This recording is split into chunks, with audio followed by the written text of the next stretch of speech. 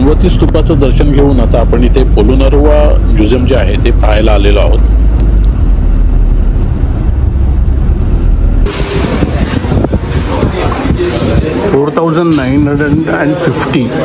$4,950 हे तिकीट आहे. म्हणजे हे श्रीलंकन रुपीजमध्ये आहे. आणि आपलं आता हा एंट्रन्स आहे म्युझियमचा.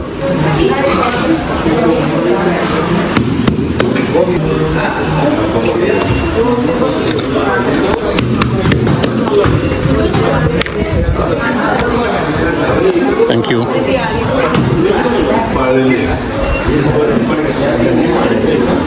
एंट्रन्सलाच ही मूर्ती आहे.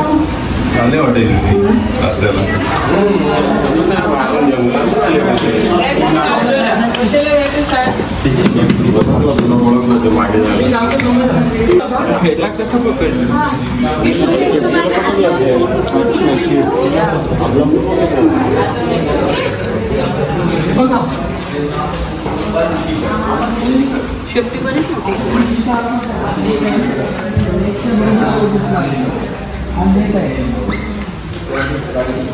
ही साईट आहे आपण ही आपली साईट बघणार आहोत म्हणून मी आपण त्याच्यानंतर साईट काढली. ही साईट आहे ही एवढी मोठी साईट आहे. ही पूर्ण साईट आपण एक्सप्लोर करणार आहोत. त्याच्यामुळे आता जेवू आधी आता म्युझियम बघू जेवू आणि मग आपली साईट बघू. तुम्हाला त्या टप्प्याटप्प्याने काही गोष्टी सांगतो करा सोबत म्हणजे तुम्हाला त्या काही गोष्टी समजतील.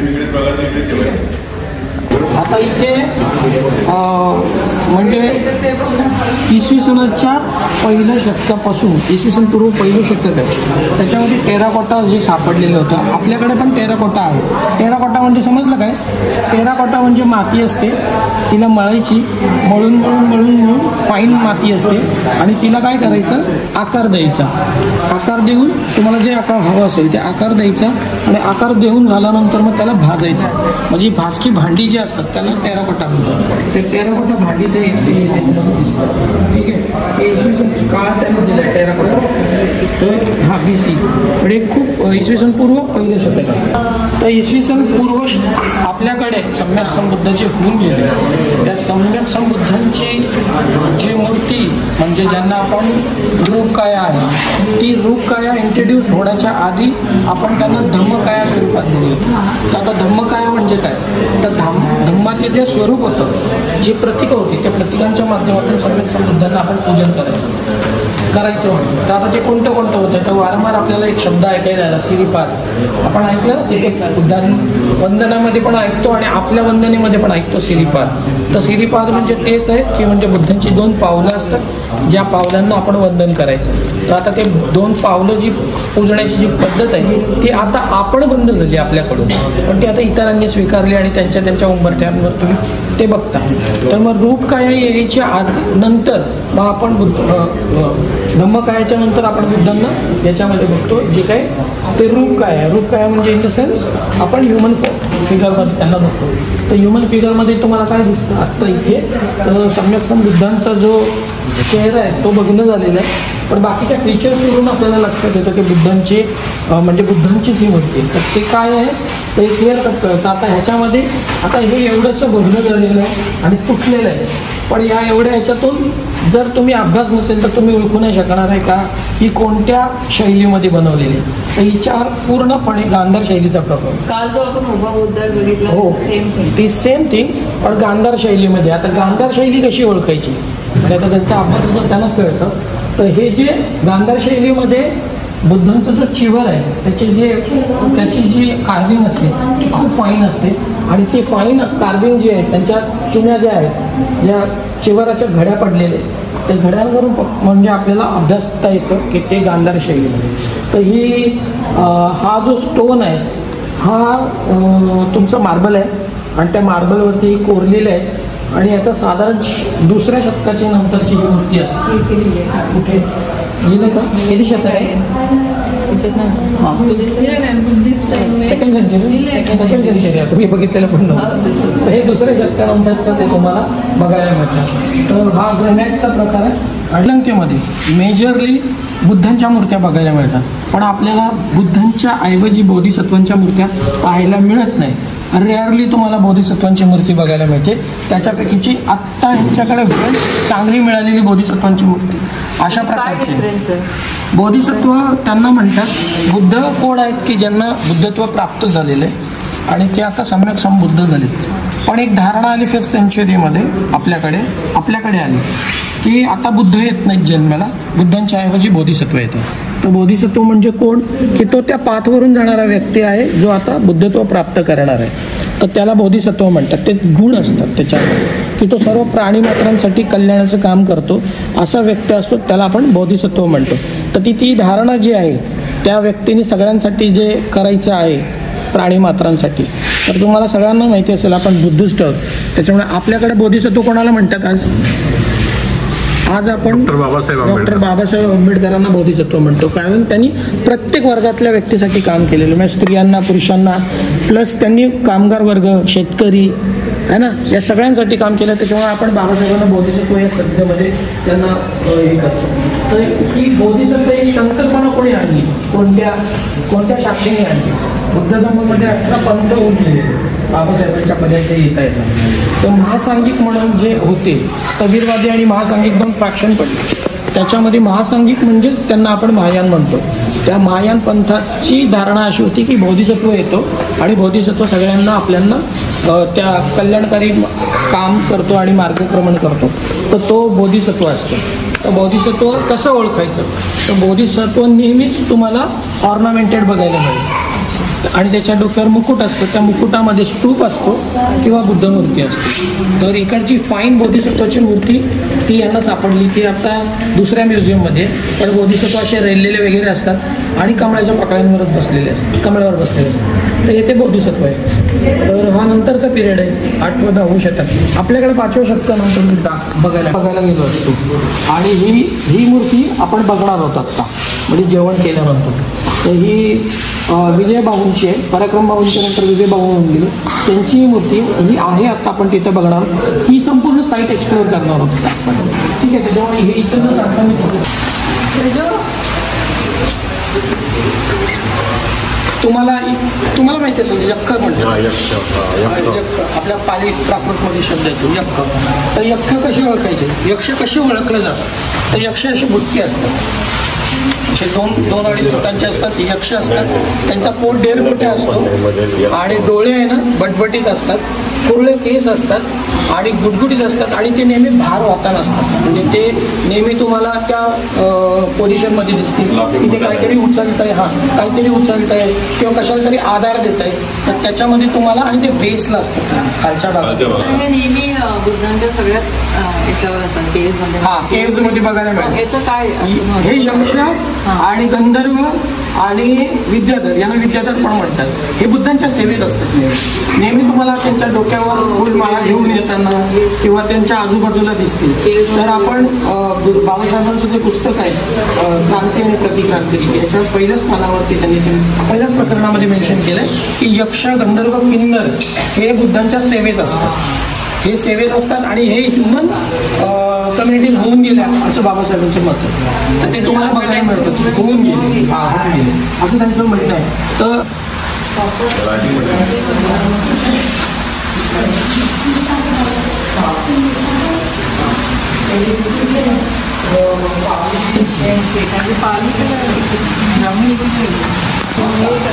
हा त्यांनी मृत्तिका बनवण्याच्या मौल्यात आणि कौलारू घर वगैरे होती त्याच्या मृत्तिका त्यांनी बनवला. हे संपूर्ण परिसर आपण बघणार आहोत, सगळं एक्सप्लोर करणार आहोत. त्याच्यामुळे ह्याला भरपूर वेळ पाहिजे आहे. तो आत्ता त्याच्यावर जे आहे ते कॅन्डीमध्ये, पण कॅन्डीमध्ये जायच्या आधी ते कुठे होतं? तर कॅन्डीमध्ये जायच्या आधी ते इथं होतं, त्याला होतं जागे म्हणतात. आणि हा गोल सर्कलमध्ये आहे आणि युनिक आहे. याला छप्पर होतं कधी काळी, तो छप्पर नष्ट झालं. हे ह्या जागेवर याला 4 दरवाजे असतात नेहमी चारी बाजूने. तर 4 दरवाजे का? कारण चारी दिशांचे जे भदंत आहेत, चारी दिशातून भदंत येऊन तिथं राहू शकतात. अशा अर्थाने 4 दिशांचे 4 दरवाजे आहेत. बघ, इथे एक दरवाजा, इथे एक दरवाजा, इथे एक दरवाजा, 4 एंट्रीज आहेत. आणि याला वर छप्पर होतं. हे श्रीलंकेमध्ये हा, हे बघायला जाणार होतं आपण, आज बघणार आहोत आत्ता जेवल्याला. तर जेव्हा हे कन्झर्वेशन केलेलं नव्हतं, जेव्हा ते सापडलं तेव्हा ते या स्थितीत होतं, ते तुम्हाला बघायला मिळेल वतदागे बिफोर कन्झर्वेशन. तर हे खूप वाईट अवस्था होती, पण इथल्या सरकारने, इथल्या जनतेने खूप चांगलं काम केलं, आज या स्थितीमध्ये बघायला मिळतं. मग आत्ता असं आहे, तर पूर्वी कसं होतं तर त्याच्यामध्ये काही आपल्याला बघायला मिळतं. आधी कसं होतं ते बघायला मिळतं. ठीक आहे. तर कॅन्डीला टूथ रिलीफ कॅन्डीला जायच्या आधी या भागांमध्ये होतं. इथे एकाच ठिकाणी नव्हतं, इथे 2-3 ठिकाणं आहेत. ते दोन्ही तिन्ही ठिकाणं आपण बघणार आहोत. तर वतदागे जो आपण आता तो बघतोय तो असा होता, त्याला छप्पर होतं प्रॉपर. आता छप्पर नाही आहे. ठीक आहे. याच्याबद्दलच त्यांनी एक्सप्लोर करून सांगितलेलं आहे. आता आपल्याकडे प्रोटेक्टर आहेत ते दिसतात तुम्हाला समोर. आपण अशी होती प्रकारचे बाईज झाले. याच्यामध्ये बघायला मिळतं जेवढं झालं साधारण दुसऱ्या शतकानंतर आपल्याकडे म्हणजे भारतामध्ये पहिल्या पण इकडे नंतर दिसायला चालू होतं. म्हणजे 5व्या शतकानंतर दिसतात. म्हणजे साधारण 1500-1300-1200 वर्षाच्या नंतरही दिसायला चालू होतं. तर इथे तुम्हाला बोधिसत्व दिसत नाही आहे. त्याचं कारणच हे तर बोधिसत्वांचं खूप कमी इथे इन्फ्लुएन्स होतं. तुम्हाला जास्त बुद्ध दिसतो. ठीक आहे. तर हे हा स्वस्तिक आहे, पण स्वस्तिक काय फक्त हिंदुझमचं देण नाही. तर हे सगळे जेवढे पण तुम्हाला हे दिसतात ना, हे सगळे बुद्धिझमचे रिलेटेड असलेले सिम्बॉल्स आहेत. कासव पण आपलाच आहे. दोन मासे आहेत. त्रिशूल आहे ना, असा त्रिशूल आहे, पण हा आहे त्रिरत्न. आणि तो तुम्हाला बुद्धांच्या छातीवर पण बघायला मिळेल. स्वस्तिक वर्ल्ड वाईड आहे, फक्त हिंदुझममध्ये नाही आहे, बुद्धिझममध्ये नाही आहे. तर तो वर्ल्ड वाईड आहे. त्याला काय म्हणतात तर तो म्हणजे प्युरिटीचं साईन म्हणून त्याला वापरतात. मंगल प्रसंग असेल तेव्हा आपण त्याला काढतो. तर मंगल चिन्ह काय असेल तो स्वस्तिक आहे. स्वस्तिक कधी काढतात? जेव्हा मंगल प्रसंग असेल, पूजा आहे, मंगल कार्य आहे तेव्हा. म्हणजे मंगल प्रसंग किंवा मंगल कार्य त्यावेळेला हा मांगल्याचं प्रतीक आहे, प्युरिटीचं प्रतीक म्हणून त्याला.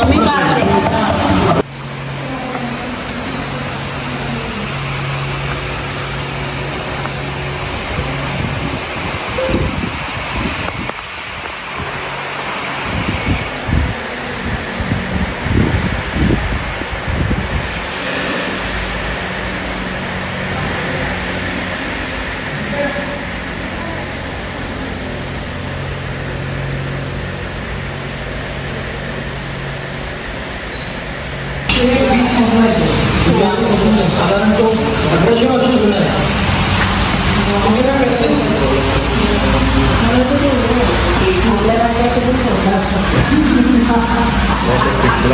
एक वर्ष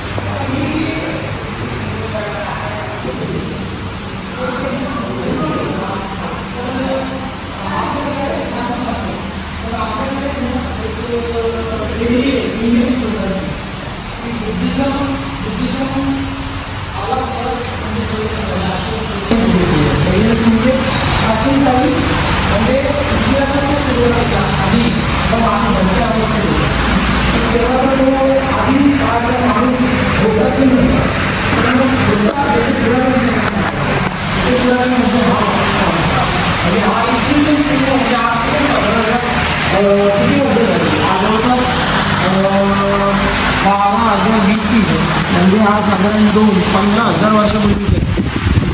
तर हा माणूस तिथे सापडलेला होता. त्यांच्याकडे बरियल साईट्स सापडलेले आहेत. बरियल साईट्स म्हणजे गाडणे. तर बरियल साईट्स आपल्याकडे पण सापडलेले आहेत. आपल्याकडे थोडी वेगळी पद्धत होती. त्याचे पाय तोडायचे इथून. पाय तोडायचे इन द सेन्स मेलेल्या माणसाचे पाय दुमडत नाही, मग त्याच्या त्या नसा कापल्या जातात आणि मग त्याला असं हे केलं जातं. आणि इकडे एक मडकं असतं आणि इकडे एक मडकं असतं. त्या मडक्यामध्ये त्याला टाकून आपल्या आपल्या घराच्या आजूबाजूलाच त्याला गाडायची पद्धत होती. अशा बरियल साईट्स आपल्याकडे पण सापडल्या. तर हे पुरावा आहे की इकडे सुद्धा यांच्याकडे बरेल साईट्स आहेत. म्हणजे याचा अर्थ यांचा इतिहास एवढा जुना जातो. म्हणजे या टापूवरती माणूस इतक्या वर्ष जुना आहे.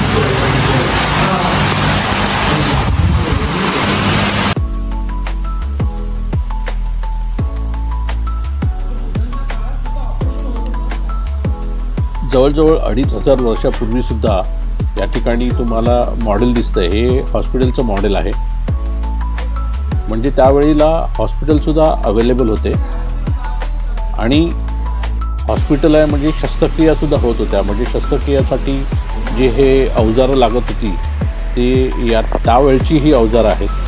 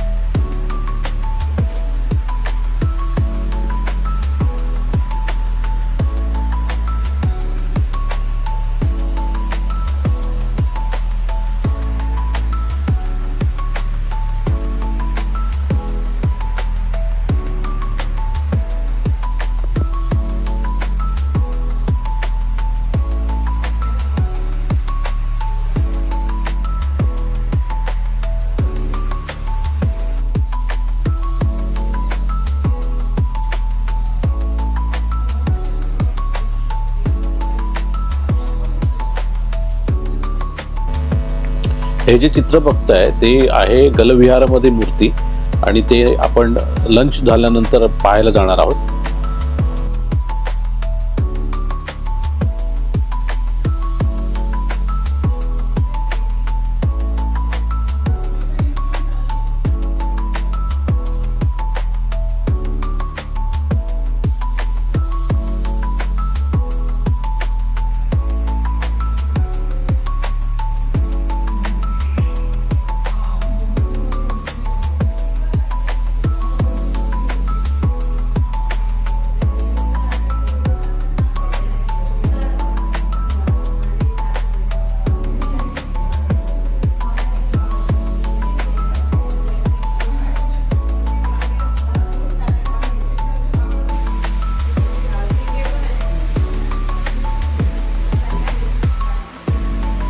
ही अतिशय प्राचीन आणि दुर्मिळ अशी घंटा आहे. त्याच्यावरचं जे काम आहे, कोरीव काम केलेलं, ते किती बारकाईने केलेलं आहे.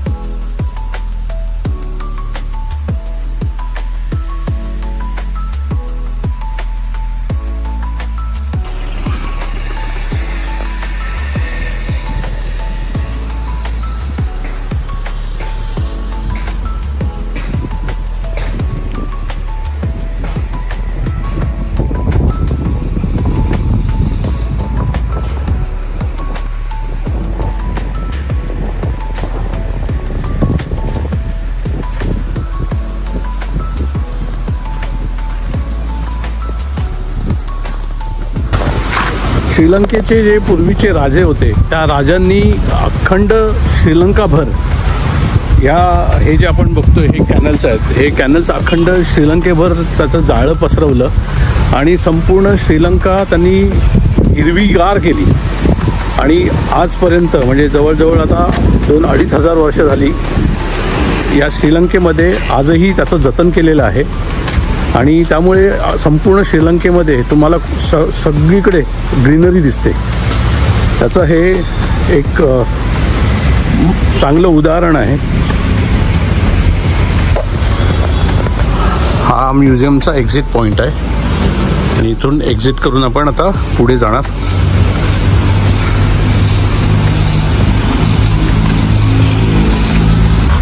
हा परिसर सुद्धा बघा किती सुंदर आहे.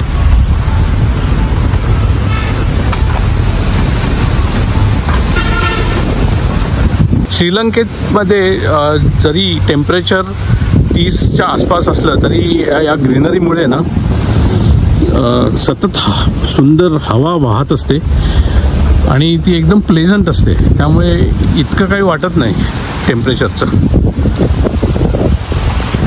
मात्र उन्हात गेल्यानंतर ना थोडंसं ऊन डोक्यात बसल्यासारखं होतं. त्यामुळे जर श्रीलंका तुम्ही फिरायला आलात तर कॅप किंवा हॅट नक्की घेऊन या. म्युझियमचा हा पार्किंग एरिया आहे. आपली गाडी वेट करते आपल्यासाठी.